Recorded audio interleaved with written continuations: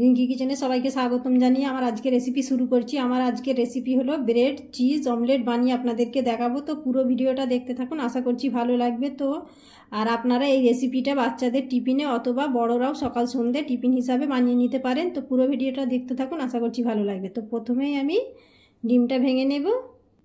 প্রথমেই আমি ডিমটা ভেঙে নিচ্ছি। এখানে আমি 3টে ডিম নিয়ে নেব।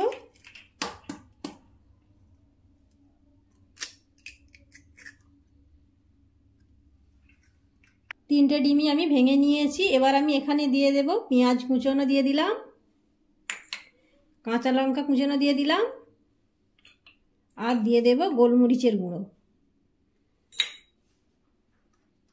নুন দিয়ে দিলাম। এবার আমি ভালো করে ফাটিয়ে নেব। ফেটিয়ে নিতে হবে ভালো করে ডিমটা সব মশলার সঙ্গে ভালো করে,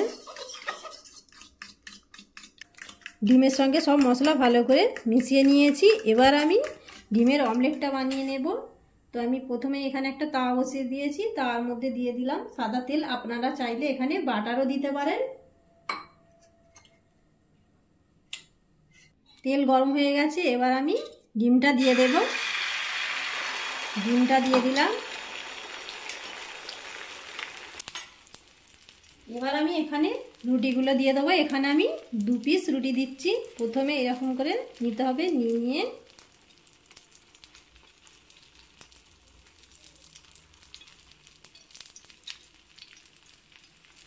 এক পিঠ হয়ে গেছে। এবার আমি উল্টে নেব।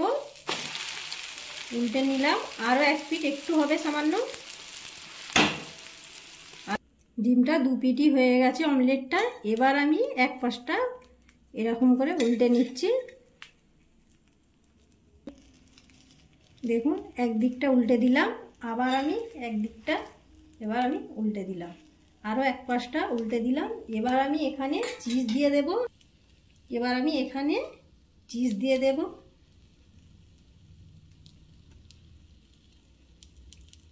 চিজ দিয়ে দিলাম, দিয়ে এবার আমি উল্টে নেব। উল্টে নিলাম, নিয়ে আরও একটু সেঁকে নেব, নিলেই একদম নাস্তাটা রেডি হয়ে যাবে। তো ভালো করে সেঁকে নিয়েছি, একদম নাস্তাটা রেডি হয়ে গেছে। এবার আমি তুলে নিচ্ছি। দেখুন কত সুন্দর দেখতে হয়েছে। আবারও আমি বাকিগুলো করে নিচ্ছি একইভাবে। আবারও আমি ডিমের মধ্যে পাউরুটিটা দিয়ে দেব। দিয়ে দিলাম।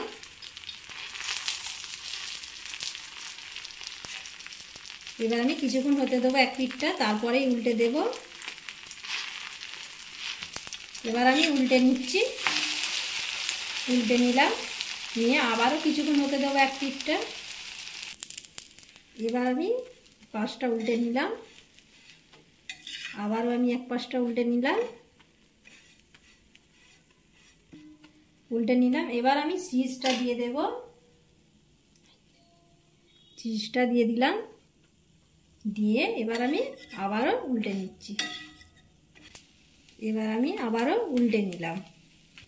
উল্টে নিলাম। তো এবার আমি আবারও কিছুক্ষণ সেঁকে নিচ্ছি, নিলেই একদম রেডি হয়ে যাবে। একদম নাস্তাটা রেডি হয়ে যাবে।